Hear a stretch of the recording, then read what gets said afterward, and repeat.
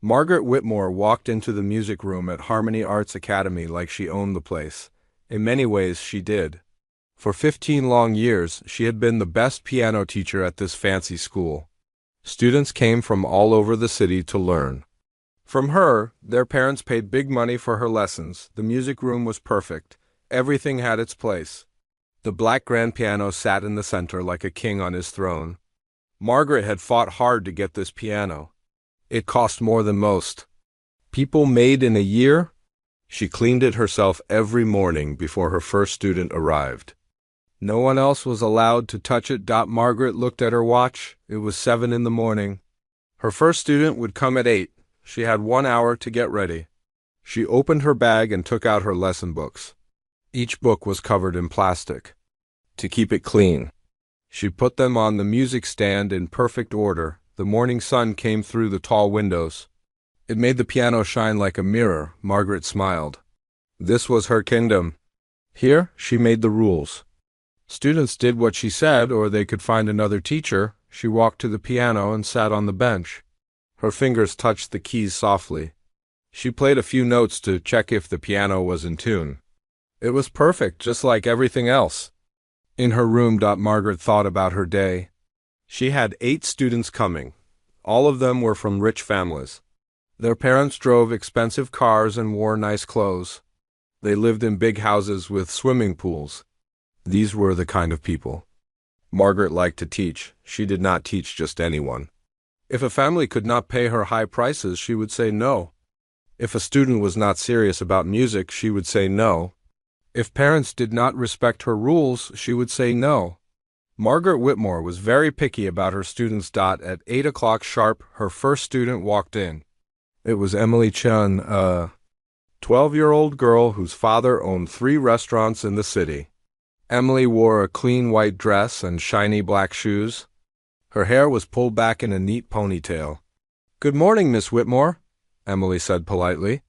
"Good morning, Emily. Sit down and show me your scales," Margaret said in her serious voice. Emily sat at the piano and began to play. Her fingers moved up and down the keys like she had practiced many times. Margaret listened carefully. She heard one small mistake. "Stop," Margaret said firmly. "Your left hand is too slow. Play it again." Emily's face turned red, but she played the scales again. This time it was better. "Good. Now show me the piece you practiced this week," Margaret said.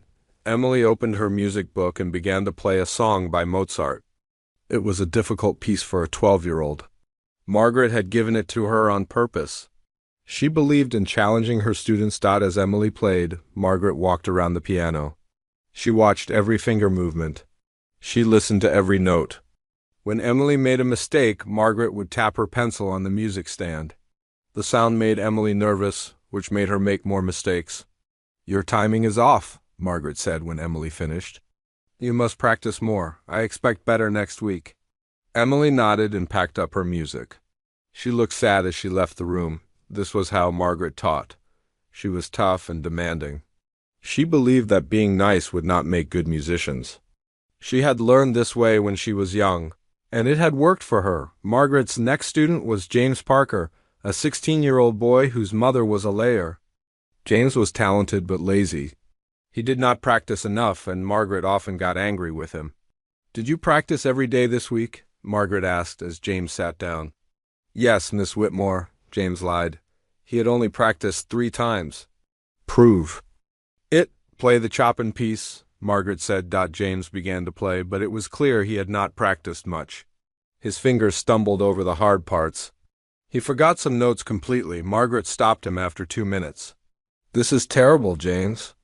You think you can fool me? I have been teaching piano for 15 years.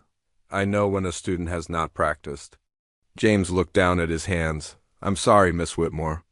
I had a lot of homework this week." "Homework is not an excuse," Margaret said coldly. "If you want to be a pianist, music must come first. If you cannot do that, perhaps you should find a different hobby." James spent the rest of his lesson playing scales and simple exercises. Margaret made him repeat each one until it was perfect.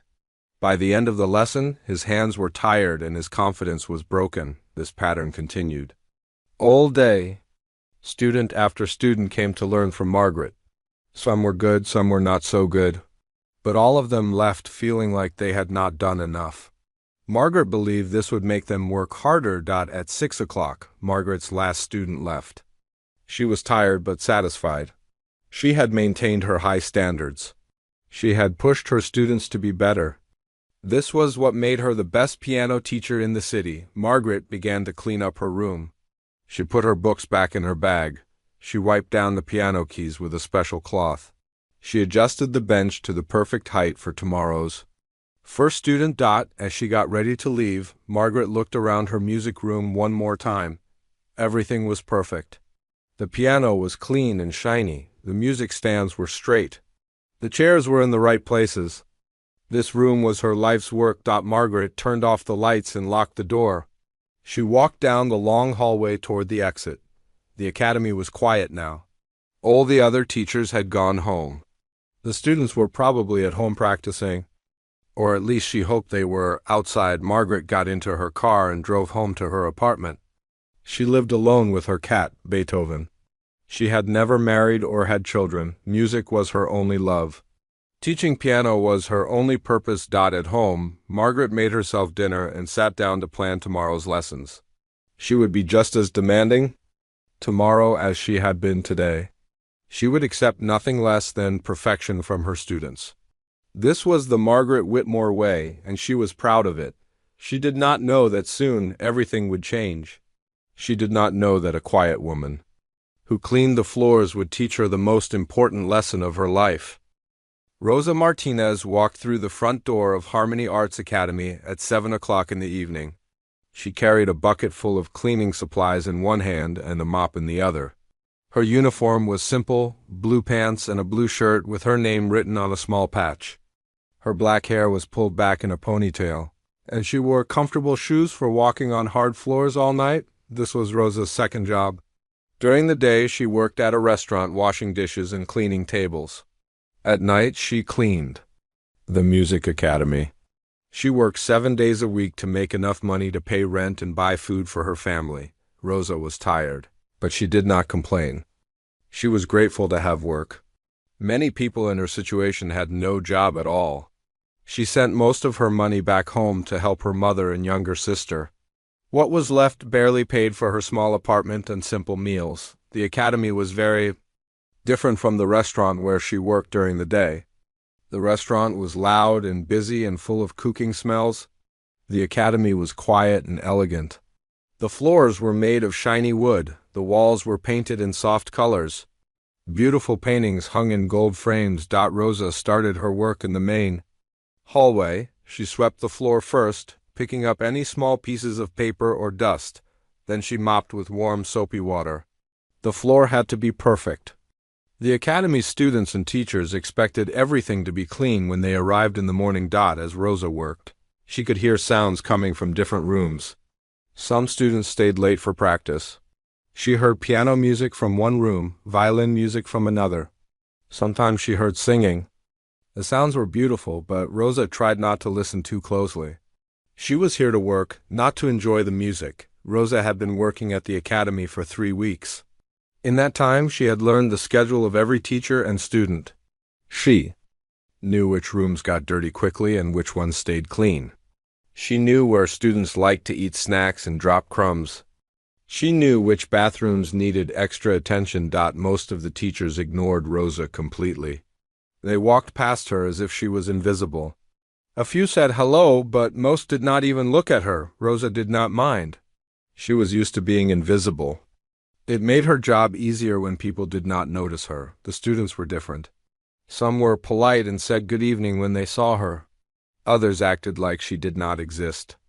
A few looked at her with curiosity, as if they wondered what her life was like. But none of them ever tried to talk to her. Rosa understood why they acted this way. She cleaned floors and emptied trash cans. They learned music and performed on stage.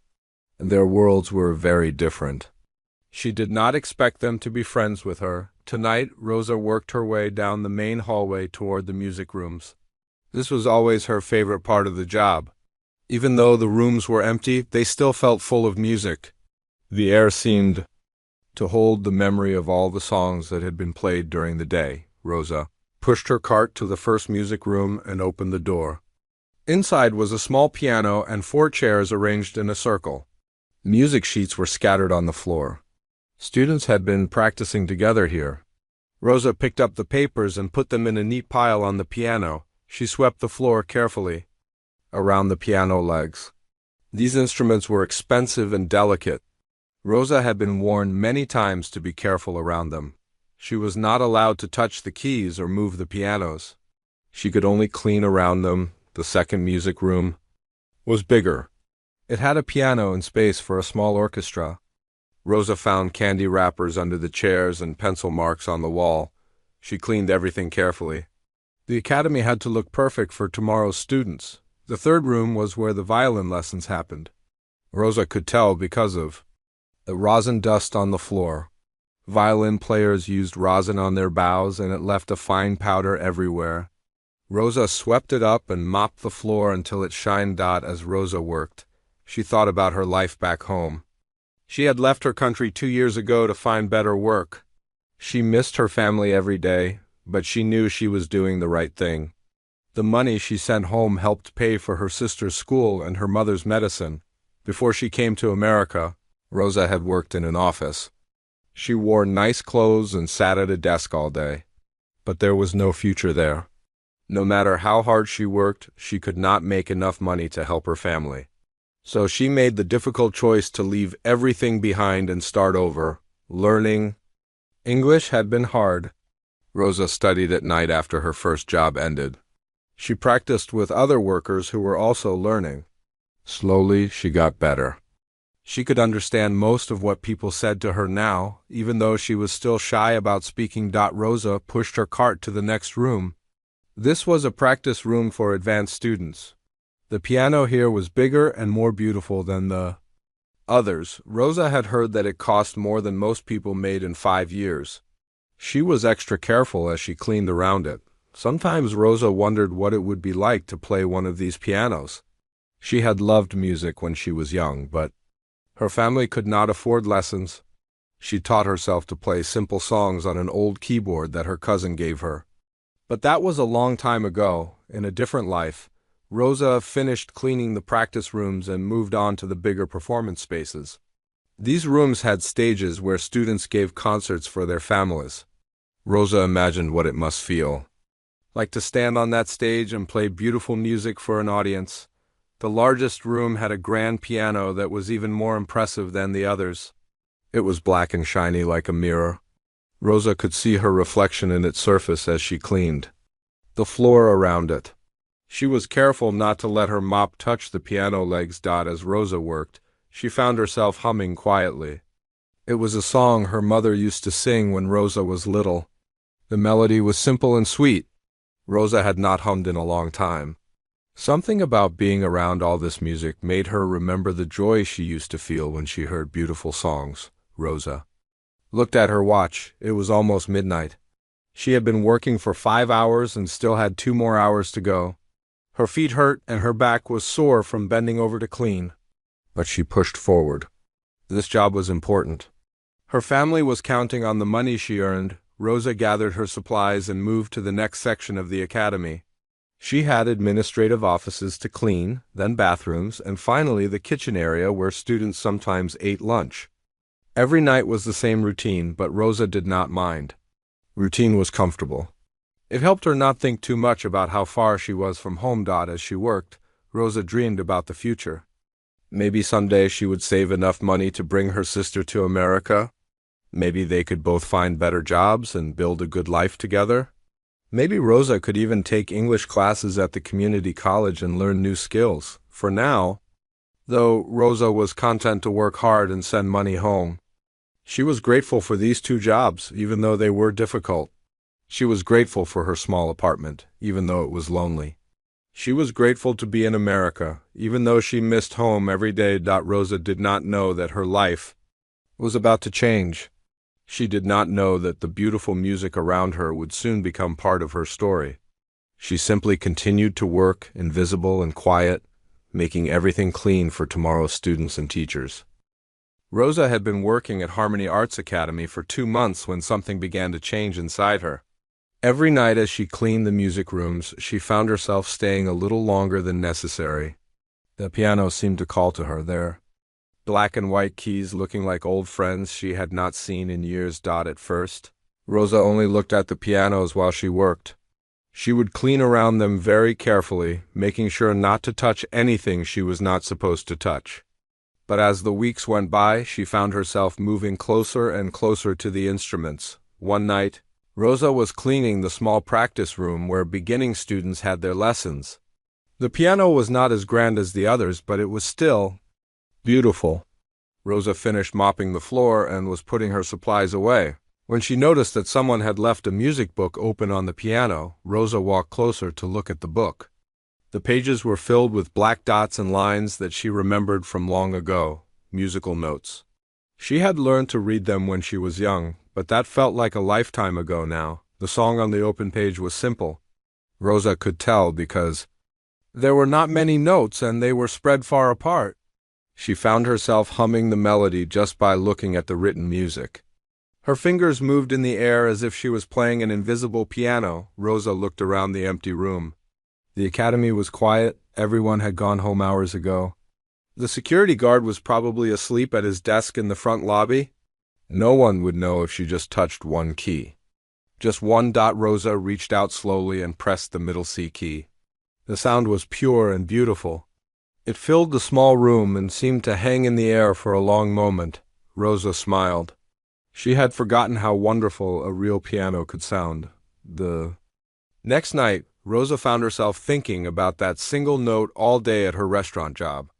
As she washed dishes and cleaned tables, she remembered the clear, sweet sound of the piano key.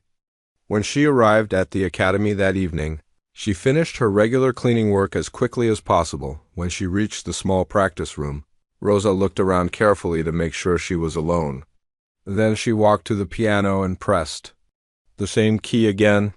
This time she pressed a few other keys too. She played a simple scale, just 5 notes going up and then back down. The sound was like magic. Rosa closed her eyes, and for a moment she was not a tired woman cleaning floors. In a music academy, she was young again, sitting at her cousin's old keyboard, discovering the joy of making music with her own hands. From that night on, Rosa began to spend a few extra minutes in each music room. She would finish her cleaning work, and then, if she was sure no one was around, she would touch the piano keys. At first, she only played simple scales and single notes. But slowly, her confidence grew. Rosa remembered more and more songs from her childhood. Her mother had sung lullabies to her when she was small. Her grandmother had taught her folk songs from their home country. Rosa found that her fingers still remembered how to find these melodies on the piano keys. She was very careful to keep her secret. Rosa only played when she was completely sure she was alone. She played very softly so the sound would not travel far. She always made sure to clean the piano keys afterward with her cleaning cloth, removing any fingerprints she might have left. Rosa knew she was taking a risk. If anyone caught her playing the pianos, she would probably lose her job. These instruments were expensive and precious. They were not meant for someone like her to touch. But Rosa could not help herself. The music filled an empty place in her heart that she had not even realized was there. As the weeks passed, Rosa grew bolder. She began to remember more complex pieces of music. Songs she had heard on the radio years ago came back to her. Melodies from movies and television shows that she had loved. Her fingers found ways to play these songs on the piano keys. Rosa discovered that each piano in the academy had its own personality. The small piano in the practice room had a bright, cheerful sound. The larger piano in the advanced students' room had a deeper, richer tone. The grand piano in the concert hall had a voice that could whisper softly or sing with great power. Late at night, after all her cleaning was done, Rosa would sometimes sit at one of the pianos for 10 or 15 minutes. She would play the songs that lived in her memory. These were the happiest moments of her week. For these few minutes, she was not just a cleaning woman. She was a musician again. Rosa began to notice things about the academy that she had not seen before. She watched how the students held their hands when they played. She listened to how the teachers explained difficult passages. Even though she was supposed to be invisible, Rosa was learning just by being around so much music education. One night, Rosa found a piece of sheet music that a student had dropped on the floor. It was a beautiful song by Chopin, a composer Rosa remembered from her youth. The music was more complex than anything she had tried to play since starting her secret piano sessions. Rosa took the sheet music home with her that night. In her small apartment, she studied the notes carefully. She hummed the melody and moved her fingers as if she was playing. She had no piano at home, so she could only practice in her imagination. The next night at work, Rosa brought the sheet music back with her. After finishing her cleaning duties, she went to the grand piano in the concert hall. She placed the music on the piano stand and began to play very softly. At first, Rosa's fingers stumbled over the difficult passages. It had been so long since she had read complex music. But slowly the old skills came back to her. Her hands remembered how to stretch across the keys. Her eyes remembered how to read the notes quickly. Playing this beautiful piece of music was like coming home after a long journey. Rosa felt tears in her eyes as the melody flowed from her fingers. She had forgotten how music could touch her soul and make her feel alive. Rosa was so lost in the music that she did not hear the footsteps in the hallway. She did not see the security guard walk past the door. She did not notice the custodian, who sometimes worked late shifts, peek into the room. For these precious moments, Rosa was completely herself. Not the quiet cleaning woman who tried to be invisible. Not the tired immigrant working 2 jobs to survive. She was Rosa the musician, Rosa who could make beautiful sounds with her hands. Rosa who understood the language of music that speaks to every human heart. When Rosa finished playing the Chopin piece, she sat quietly at the piano for a moment. The last notes seemed to hang in the air like a blessing. She carefully put the sheet music back where she had found it, and cleaned the piano keys with her cloth. As Rosa gathered her cleaning supplies and prepared to move on to the next room, she made a decision. She would continue to find these moments of music in her work nights. The pianos were calling to her, and she could no longer ignore their call. Rosa did not know that her secret would not stay hidden much longer. She did not know that someone had already noticed her late-night concerts. She simply continued her work, carrying the joy of music in her heart and counting the hours until she could touch the piano keys again. Margaret Whitmore was having a terrible day. Her most talented student had just quit to focus on sports instead of music. A parent had complained about her teaching methods. And worst of all, she had forgotten her car keys and had to take a taxi back to the academy at 9 o'clock at night to get them. Margaret walked through the front door of Harmony Arts Academy feeling frustrated and angry. The security guard let her in without asking questions. Everyone knew who Margaret Whitmore was and that she sometimes came back after hours for forgotten items or late preparations. The academy was dark and quiet. Margaret's high heels clicked loudly on the wooden floors as she walked toward her music room. She was thinking about all the problems in her life and not paying attention to anything around her. But as Margaret got closer to the music rooms, she heard something that made her stop walking.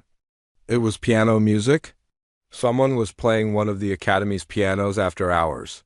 This was not allowed. Only teachers with special permission could use the practice rooms at night. Margaret felt her anger growing stronger. Who would dare to use her precious instruments without permission? She walked quietly toward the sound, her footsteps silent on the carpet that covered this part of the hallway. The music was coming from the largest practice room, the one with the beautiful grand piano that Margaret loved most. As she got closer, Margaret could hear that whoever was playing was very skilled.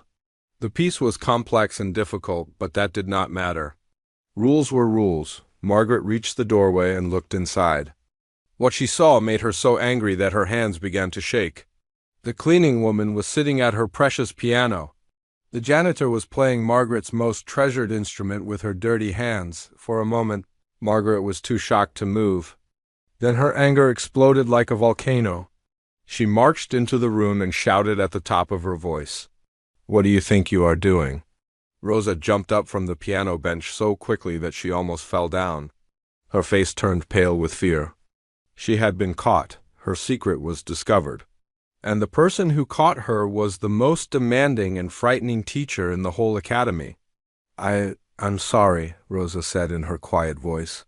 Her English was not perfect, especially when she was scared. "I was just ... I was cleaning and ... Cleaning?" Margaret's voice was loud and harsh. "You were not cleaning. You were playing my piano with your filthy hands. How dare you touch this instrument?" Rosa looked down at her hands. They were clean. She always washed them carefully before touching the piano keys. But she could not say this to the angry teacher. She could only stand there feeling ashamed and afraid. "This piano costs more money than you will make in 10 years, Margaret continued shouting.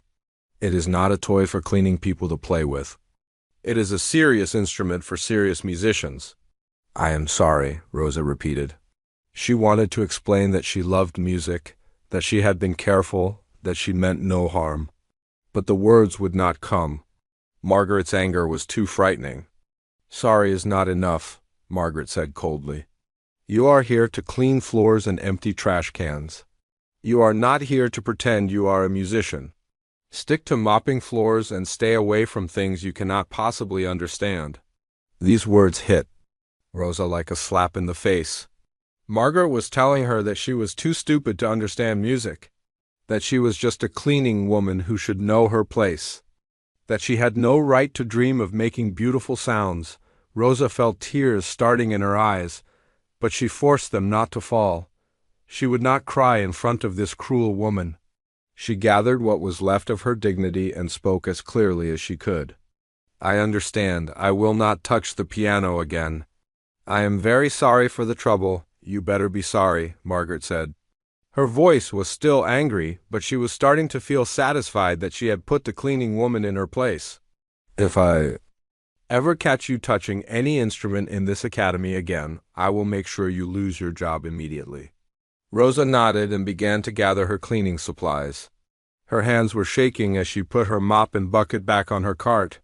She wanted to leave this room as quickly as possible and never see Margaret Whitmore again, but Margaret was not finished. She followed Rosa as the cleaning woman pushed her cart toward the door. "I cannot believe the nerve of some people," Margaret said, her voice full of disgust. "Do you think because you heard some music that you can just sit down and play like you belong here? This is a place for educated people who have studied music for years." Rosa stopped pushing her cart and turned around. For just a moment, Margaret saw something flash in the cleaning woman's eyes. It was not fear or shame. It was something else. Something that looked almost like ... disappointment, but the moment passed quickly. Rosa looked down again and continued, pushing her cart out of the room. "Remember what I said?" Margaret called after her. "Stick to what you know. Clean the floors and leave the music to people who understand it." Rosa disappeared down the hallway without looking back. Margaret stood alone in the practice room, feeling pleased with herself. She had protected her precious piano from someone who did not deserve to touch it. She had maintained the standards of the academy. Margaret walked to the piano and examined it carefully. She looked for any damage the cleaning woman might have caused. She checked for fingerprints or scratches. But the piano looked perfect. In fact, it looked cleaner than usual. Margaret sat down at the piano bench and played a few notes. The piano sounded fine. In fact, it sounded better than fine. It sounded beautiful. Whoever had been playing it had not heard it at all. For just a moment, Margaret remembered the music she had heard as she walked down the hallway. It had been quite good, actually. The cleaning woman had real skill. But Margaret pushed this thought away quickly. It did not matter how well the woman could play. She was still just a janitor who had no business touching expensive instruments. Margaret found her car keys on the small table where she had left them. She gathered them up and prepared to leave.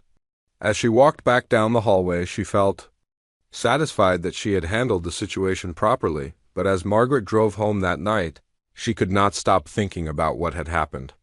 Something about the whole situation bothered her, though she could not figure out what it was. The cleaning woman had seemed genuinely sorry. She had not argued or made excuses. She had accepted Margaret's scolding with quiet dignity, and the music Margaret had heard, it really had been quite beautiful. Margaret shook her head and forced herself to think about other things. She had done the right thing. The academy had rules for a reason. Cleaning people should clean and musicians should make music. That was the natural order of things, but deep down, in a place Margaret did not want to look, she felt a small, uncomfortable feeling. It was not quite guilt, but it was not satisfaction either. It was the feeling that maybe, just maybe, she had made a mistake. Margaret arrived home and went to bed, but sleep did not come easily. She kept hearing the beautiful piano music in her mind. She kept seeing the look in the cleaning woman's eyes when she told her to stick to mopping floors, but Margaret was too proud to admit she might have been wrong. She convinced herself that she had done what any responsible teacher would do. She had protected the academy's property and maintained proper standards. Rosa, meanwhile, finished her work that night in complete silence. She did not hum any songs. She did not look at any of the pianos as she cleaned around them. She did her job quickly and efficiently and left the academy as soon as possible. At home in her small apartment, Rosa sat on her bed and finally allowed herself to cry. Not because she had been caught or because she might lose her job. She cried because of the words Margaret had said. Stick to things you cannot possibly understand. Rosa knew she understood music. She understood it in her heart and in her soul. But Margaret had made her feel small and stupid and worthless. Rosa had worked so hard to maintain her dignity in this new country, and in one moment it had been taken away from her. Neither woman slept well that night. Neither one knew that. This confrontation would change both of their lives forever. 3 weeks had passed since Margaret caught Rosa playing the piano. In those 3 weeks, Rosa had not touched a single key. She did her cleaning work quickly and quietly, keeping her eyes down and her hands busy with mops and rags. The music. Rooms felt cold and empty to her now. Like beautiful gardens she was not allowed to enter. Margaret had almost forgotten about the incident. She was busy preparing her students for the academy's biggest event of the year, the annual fundraising talent show. This show brought together wealthy donors who supported the academy with their money. It was very important that everything went perfectly. The talent show was scheduled for Friday night. Margaret had 3 of her best students performing. She had spent weeks helping them prepare their pieces. Everything was planned down to the smallest detail, but on Thursday afternoon, disaster struck. Margaret was in her office when her phone rang. It was Mrs. Chun, Emily's mother. "Miss Whitmore, I have terrible news," Mrs. Chun said. Her voice sounded worried. "Emily fell off her bicycle this morning. She broke her wrist. The doctor says she cannot play piano for at least 6 weeks. Margaret felt her heart sink. Emily was supposed to play a beautiful piece by Mozart. She was one of the stars of the show. Many people were coming specifically to hear her perform. "I am so sorry, Miss Whitmore," Mrs. Chun continued. "We know how important this show is. Emily is very upset that she cannot perform." Margaret hung up the phone and put her head in her hands. This was a disaster. The show was tomorrow night, and now she had a big empty space in the program. She could not ask another student to learn a new piece in one day. That was impossible. Margaret spent the rest of Thursday trying to find a solution. She called other music teachers to see if they had students who could perform. She looked through her list of former students who might be available, but everyone she called was either too busy or not ready to perform in front of such an important audience. By Thursday night, Margaret was desperate. She had to tell Dr. Harrison, the academy's director, that they had a problem. Dr. Harrison was a kind man in his 60s who had run the academy for 20 years. He cared more about music education than about making money, but he also understood that the academy needed donors to survive. "This is a problem," Dr. Harrison said when Margaret explained the situation. "The Johnsons are coming specifically to hear Emily play. They were thinking about making a large donation to buy new instruments."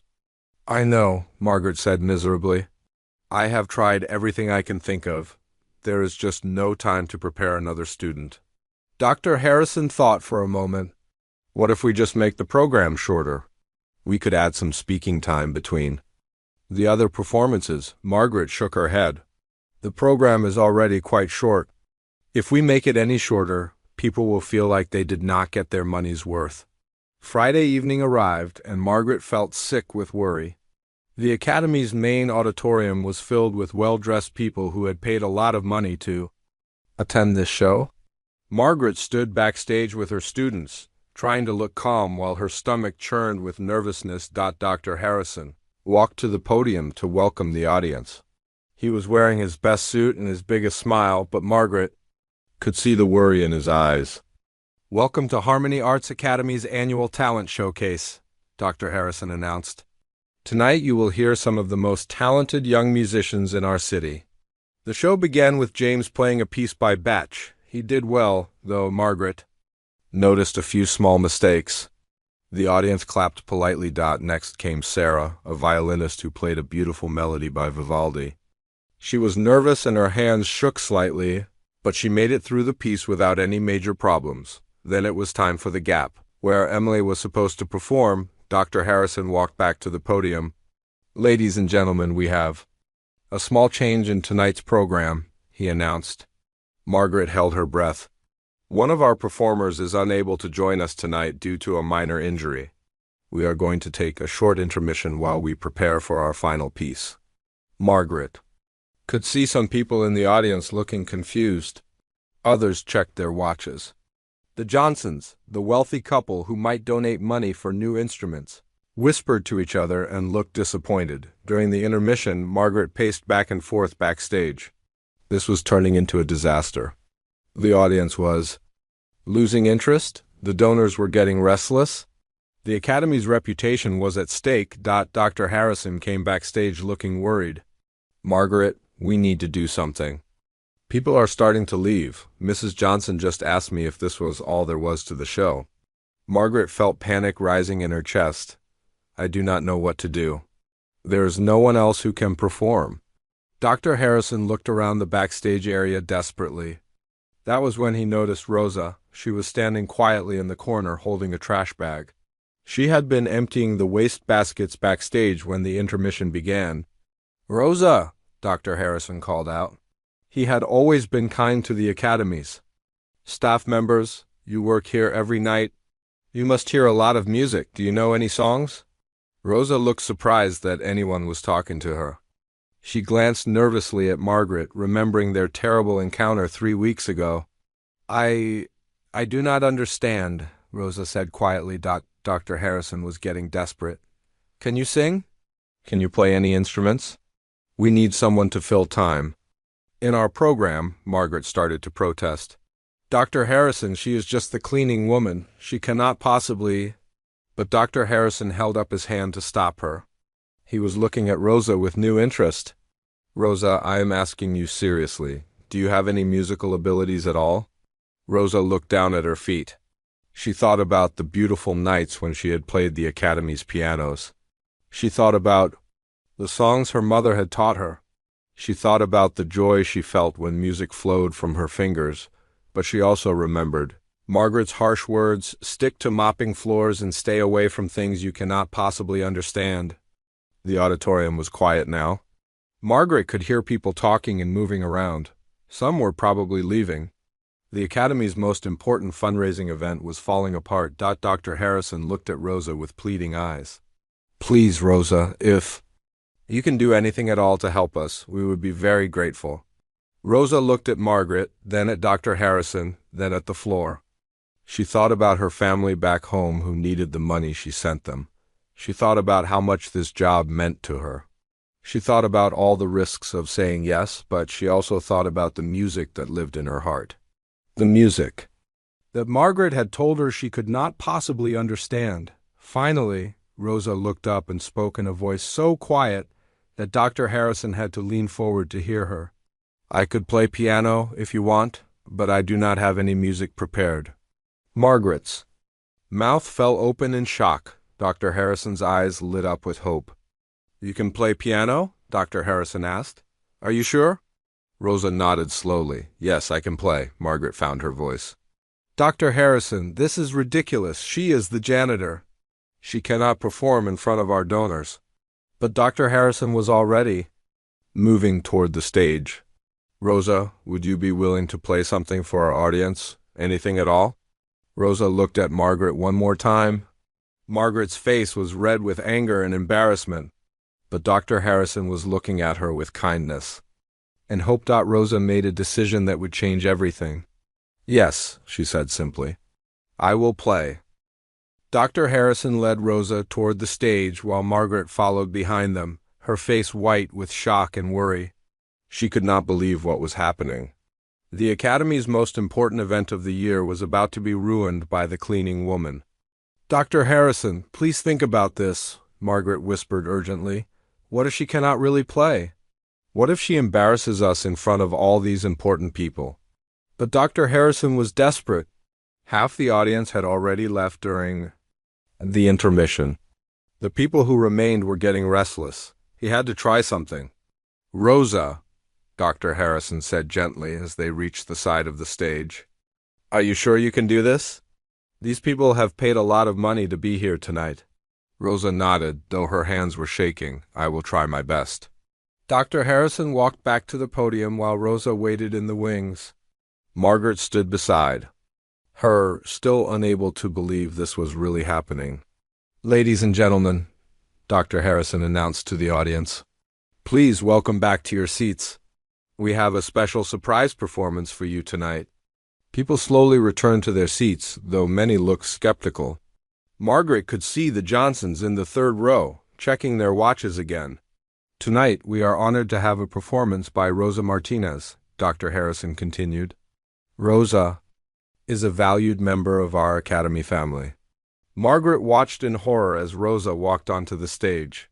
She was still wearing her cleaning uniform, blue pants and a blue shirt with her name patch. Her hair was pulled back in a simple ponytail. She looked tiny and out of place on the big stage, the audience murmured in confusion. These wealthy people had come to hear talented students from good families. They had not expected to see the cleaning woman performing. Rosa walked to the grand piano in the center of the stage. It was the same type of piano that Margaret had caught her playing 3 weeks ago. Rosa sat down on the bench and adjusted it to the right height. For a moment, Rosa sat completely still. The auditorium was quiet except for the sound of people whispering to each other. Margaret held her breath. What if Rosa froze up? What if she could not play after all? Then Rosa placed her hands on the piano keys. She began to play Chopin's Ballade No. 1 in G minor. It was one of the most difficult and beautiful pieces ever written for piano. Very few people could play it well, even professional musicians. The first notes filled the auditorium like magic. Rosa's fingers moved across the keys with perfect precision and incredible grace. Every note was clear and pure. The melody soared and danced and whispered and sang. Margaret felt her knees go weak. This was not simple playing.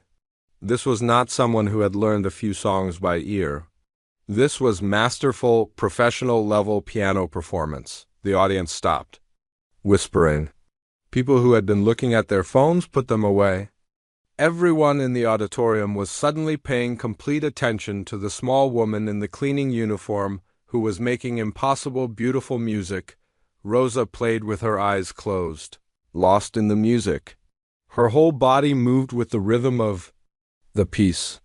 Her fingers flew over the keys like they were dancing. She played the gentle parts with tender softness and the powerful parts with magnificent strength. Margaret had heard this piece played by concert pianists on recordings. She had heard her own advanced students attempt it, but she had never heard it played with such emotion and technical perfection as Rosa was playing it. Right now, the music told a story without words. It spoke of love and loss, of dreams and disappointment, of hope and heartbreak. Rosa poured her entire soul into every note. She played not just with her fingers, but with her heart. As the piece built toward its dramatic climax, Rosa's hands moved faster and faster across the keys. The music became a storm of sound that filled every corner of the auditorium. Then suddenly it became soft and gentle again, like rain after thunder. Margaret looked out at the audience. Every person was completely still, listening with their whole being. The Johnsons were leaning forward in their seats, their mouths slightly open in amazement. Other donors had tears in their eyes. Rosa played the final passages of the ballade with heartbreaking beauty. The melody became quieter and quieter, like a whispered goodbye. The last notes hung in the air like a blessing when Rosa finished playing. She sat still for a moment with her hands resting on the keys. The auditorium was completely silent. Then the applause began. It started with one person clapping, then another, then another. Within seconds, the entire audience was on their feet, applauding louder than Margaret had ever heard at any academy event. People were cheering and wiping tears from their eyes. Rosa stood up from the piano bench and looked out at the audience in surprise. She had not expected this reaction. She had simply played a piece of music that she loved. The applause continued for several minutes. Rosa bowed shyly and started to walk off the stage, but the audience kept clapping and calling for more. Dr. Harrison hurried onto the stage with a huge smile on his face. "Ladies and gentlemen, Rosa Martinez," he announced, gesturing toward Rosa. The applause grew even louder. Margaret watched from the side of the stage, her mind spinning with confusion and shock. How was this possible? How could the cleaning woman play like a professional concert pianist? Finally, the applause died down and Rosa left the stage. Dr. Harrison quickly introduced the final student performer, but it was clear that everyone was still thinking about Rosa's incredible performance. When the show ended, people crowded around. Dr. Harrison asking about Rosa. Who was she? Where had she studied? Why was she working as a cleaning woman if she could play like that? Dr. Harrison did not know the answers to any of these questions. He found Rosa backstage, putting on her cleaning uniform jacket and preparing to go back to work. "Rosa," Dr. Harrison said, his voice full of amazement, "that was the most beautiful piano performance I have ever heard in this auditorium. Where did you learn to play like that?" Rosa looked down at her hands. "I learned when I was young in my home country, but that was a long time ago." Margaret finally found her voice. She walked up to Rosa, her face pale and her hands shaking. I had no idea," Margaret said quietly. "Rosa, I owe you an apology. I said terrible things to you. I told you that you could not understand music. I was completely wrong." Rosa looked at Margaret with sad eyes. "It is okay, Miss Whitmore. You did not know." But Margaret knew it was not okay. She had judged Rosa based on her job and her appearance. She had been cruel and dismissive to someone who was clearly a gifted musician. The Johnsons appeared backstage, still looking amazed by what they had heard. "Dr. Harrison," Mrs. Johnson said excitedly, "we had no idea you had such talent here at the Academy. That performance was absolutely magnificent. We would like to discuss making a very large donation." "Doctor." Harrison beamed with relief and joy. Rosa's performance had not only saved the evening, it had made it the most successful fundraising event in the Academy's history. But as Margaret watched Rosa quietly gather her cleaning supplies and return to work, she felt a deep shame in her heart. She had almost prevented this miracle from happening. Her prejudice and cruelty had nearly robbed the world of witnessing Rosa's incredible gift. Margaret realized that she had learned something important tonight. She had learned that talent and worth were not determined by someone's job or social status. She had learned that her assumptions about people could be completely wrong. Most importantly, she had learned that Rosa Martinez was not just a cleaning woman. She was a true artist who had been hiding in plain sight. The next morning, Margaret could not stop thinking about Rosa's performance. She had barely slept all night, replaying every note in her mind. She kept seeing Rosa's face as she played, the joy and pain and beauty that had flowed through her. Music. Margaret arrived at the Academy early and went straight to Dr. Harrison's office. She found him sitting at his desk, reading emails and smiling broadly. "Margaret," Dr. Harrison said when he saw her, "can you believe what happened last night? I have already received calls from 3 major donors who want to give money to the Academy. And it is all because of Rosa's incredible performance." Margaret sat down across from Dr. Harrison's desk. "We need to talk about Rosa," she said seriously. Doctor. Harrison nodded. I completely agree. We cannot let talent like that go to waste. I have been thinking about this all morning. Rosa should be teaching here, not cleaning floors. Margaret felt relief that Dr. Harrison understood the situation, but she also felt the heavy weight of her own guilt.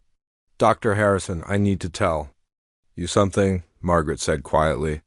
3 weeks ago, I caught Rosa playing piano after hours. I was terrible to her. I told her to stick to mopping floors and stay away from music. I said she could not possibly understand it. Dr. Harrison's smile faded. Oh, Margaret, what did you do? Margaret felt tears starting in her eyes. I was so wrong. I judged her because she is the cleaning woman. I thought someone in her position could not be a real musician. I was cruel and prejudiced. Dr. Harrison was quiet for a long moment. This explains a lot, he finally said. When I asked Rosa to perform last night, she looked terrified. She kept glancing at you like she was afraid you would stop her. I almost did stop her, Margaret admitted. I tried to convince you not to let her play. I was worried she would embarrass the academy. Dr. Harrison shook his head sadly. Margaret, I am disappointed in you. That is not the kind of behavior I expect from our faculty members.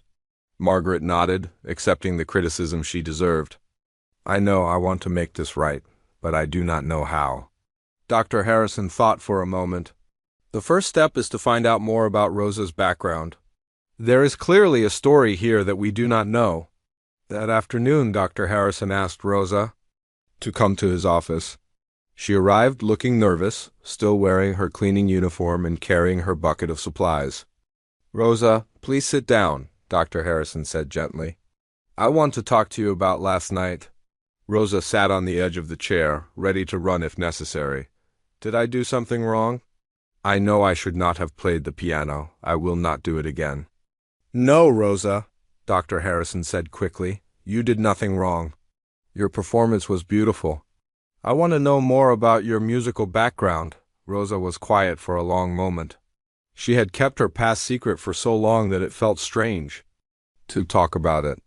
I studied piano at the National Conservatory in my home country, Rosa finally said. I graduated with highest honors. I performed with the National Symphony Orchestra twice. Dr. Harrison's eyes widened. Rosa, that is incredible. The National Conservatory is one of the most prestigious music schools in the world. How did you end up here working as a cleaning woman? Rosa's voice became very quiet. My country's economy collapsed. There were no jobs for musicians. My family needed money for food and medicine. I came to America to find work, any work that would help them survive. But surely you could have found work as a music teacher here, Dr. Harrison said. Rosa shook her head. My degrees are not recognized in America. I would need to go back to school for years and take many tests. I do not have money for that. I barely have money for rent and food. What about performing? You could give concerts. I have tried, Rosa said sadly. But no one takes me seriously. They look at my clothes and hear my accent, and they think I am not good enough. It is easier to be invisible and clean floors than to face that rejection over and over. Dr. Harrison felt his heart breaking for this talented woman who had been forced to hide her gifts. Rosa, would you be willing to let me help you? I know people in the music world. I could arrange auditions, help you get recognition. Rosa looked hopeful for a moment, then her face fell. What about my job here? I need this work to send money home to my family. You would not lose your job, Dr. Harrison assured her. In fact, I want to offer you a better job. Would you be interested in teaching piano here at the academy? Rosa's eyes filled with tears. You would let me teach? Even though I am just the cleaning woman? Rosa, you are not just anything, Dr. Harrison said firmly. You are a gifted musician who deserves respect and recognition. That evening, Dr. Harrison called Margaret into his office again. I've learned Rosa's full story, he said. She is a graduate of one of the world's best music schools. She was a professional concert pianist in her home country. Margaret felt even worse about her behavior. She is probably more qualified to teach here than I am, she said quietly. Perhaps, Dr. Harrison said, But that is not the point. The point is that we have all learned something important about not judging people by their appearance or circumstances. The next day, Dr. Harrison arranged for Rosa to give a small concert for the Academy's faculty and advanced students. Word had spread about her amazing performance at the fundraising show, and everyone was curious to hear her play again. Rosa performed 3 pieces: the Chopin Ballade from the night before, a Bach prelude and fugue, and a piece by a composer from her home country that no one in the audience had ever heard before. The faculty members sat in stunned silence as Rosa played. Her technique was flawless, her interpretation was mature and sophisticated, and her emotional connection to the music was obvious in every note. When she finished, the room erupted in applause. Several faculty members had tears in their eyes. Everyone realized they had been working alongside a master musician without knowing it. After the concert, Margaret approached Rosa. She had been practicing what she wanted to say all day. "Rosa, I owe you a sincere apology," Margaret said. "The things I said to you were wrong and hurtful. I judged you unfairly, and I am deeply sorry." Rosa looked at Margaret with kind eyes. "I understand, Miss Whitmore. You did not know my story." That is no excuse," Margaret said. "I should have treated you with respect regardless of what I knew or did not know about your background. You have more grace and dignity than I do." Rosa smiled sadly. "We all make mistakes. What matters is what we learn from them." Margaret felt humbled by Rosa's forgiveness. "Is there anything I can do to make up for how I treated you?" Rosa thought for a moment. "You could help me learn about teaching music to American students. I know how to play, but I do not know much about your teaching methods here." Margaret nodded eagerly. "I would be honored to help you in any way I can." Dr. Harrison announced that Rosa would begin teaching part-time at the Academy, while keeping some of her cleaning duties until she could build up a full schedule of students. He also arranged for her to perform at several local venues to help rebuild her performing career. The story of Rosa's talent spread quickly through the city's music community. Soon, reporters wanted to interview her, and concert promoters were calling to book performances. Rosa's life was changing rapidly, but she remained humble and grateful. She never forgot the kindness Dr. Harrison had shown her or the lessons she had taught everyone about the danger of making assumptions about others. Margaret, meanwhile, was learning her own lessons. She began to look at all people differently: her students, the other staff members, and strangers she met on the street. She realized that everyone had a story, and everyone deserved respect and kindness. The Academy had gained not just a talented teacher, but a reminder that true worth comes from within, not from job titles or social status. 6 months later, the Harmony Arts Academy looked very different from the inside, even though the building remained the same. The changes were not in the walls or the floors, but in the hearts and minds of the people who walked through its halls. Rosa Martinez now had her own music room on the 2nd floor. A small gold nameplate on the door read, "Professor Rosa Martinez, Piano Instruction." She taught 15 students and had a waiting list of families hoping to study with her. Word of her incredible talent and gentle teaching style had spread. Throughout the city, Rosa's students loved her because she understood their struggles. She remembered what it felt like to be learning something difficult. She was patient when they made mistakes and encouraging when they felt frustrated. She taught them not just how to play the piano, but how to find joy in music. But Rosa had not forgotten where she came from. 3 evenings a week, she still helped with cleaning duties at the Academy. She said it kept her humble and reminded her to appreciate every opportunity she had been given. Margaret Whitmore had changed the most of anyone. The shame she felt about how she had treated Rosa had forced her to examine her entire life and teaching philosophy. She realized that she had been too harsh and judgmental with everyone, not just Rosa. Margaret began treating her students with more kindness and patience. She still demanded excellence, but she no longer crushed their spirits when they made mistakes.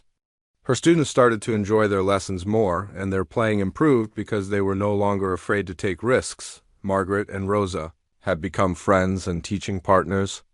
They often consulted with each other about difficult students or challenging pieces of music. Margaret had learned that Rosa's musical knowledge was deeper than her own in many areas, and she was not too proud to ask for advice.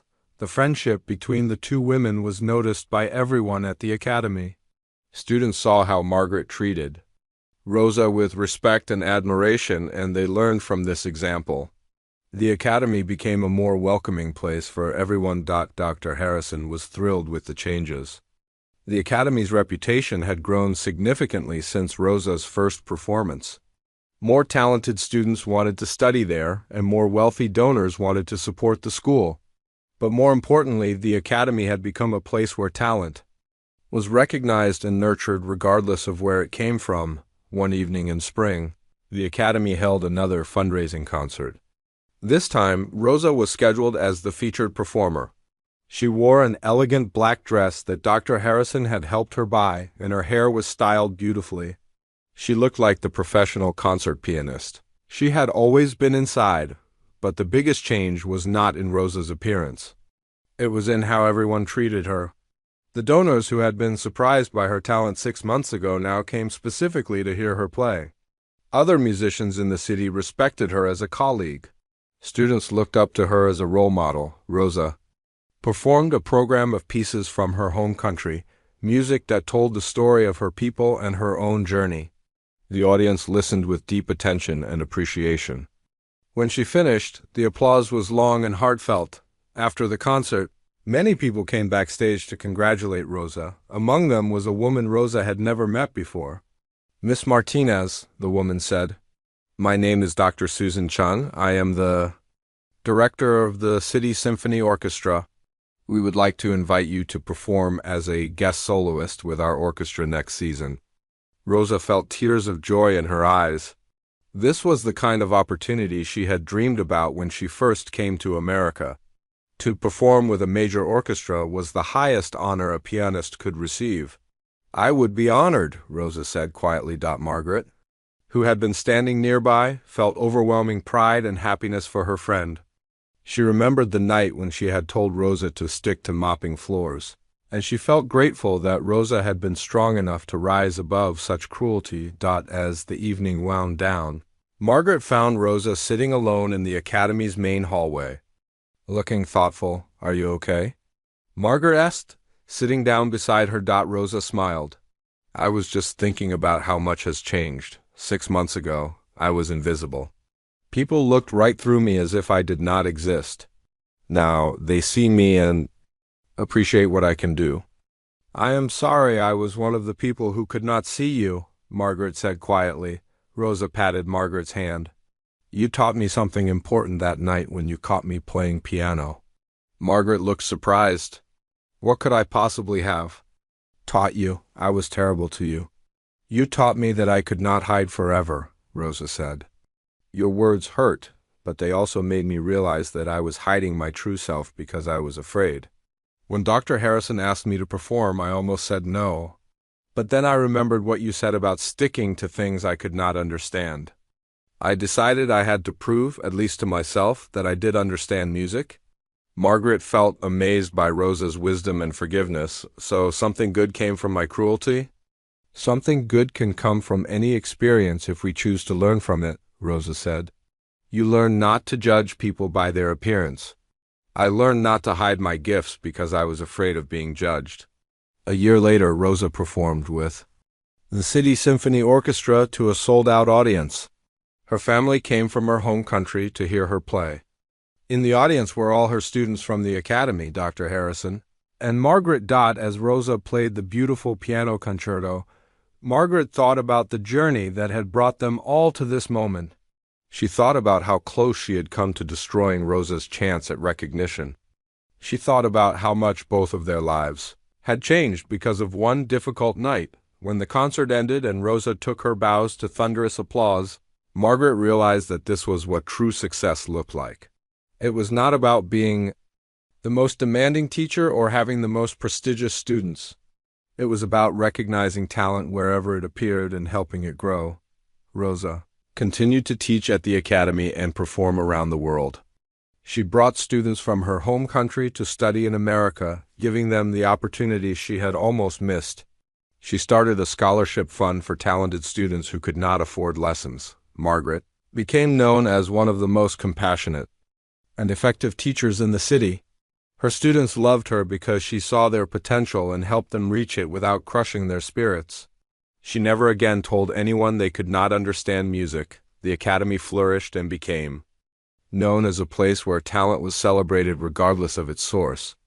The story of Rosa and Margaret became part of the school's history, told to new students and teachers as an example of how people can change and grow. Years later, when people asked Margaret about the most important lesson she had learned in her teaching career, she would always tell them about Rosa. She would explain how a cleaning woman had taught her that true worth is not determined by job titles or social status, but by the gifts we carry in our hearts and the kindness we show to others. And Rosa, whenever she performed on stages around the world, would remember the night when her life changed forever. She would think about the academy where she had been invisible for so long, and the friend who had learned to see her. She would play her music with gratitude for second chances and the power of human dignity to overcome any obstacle. The music room where Margaret had first caught Rosa playing late at night became known as the Rosa Martinez practice room. A small plaque by the door reminded everyone who entered that talent can be found anywhere, and that it is our responsibility to recognize and nurture it with respect and kindness. Both women had learned that the most beautiful music comes not just from technical skill, but from understanding, compassion, and the courage to see the worth in every human being.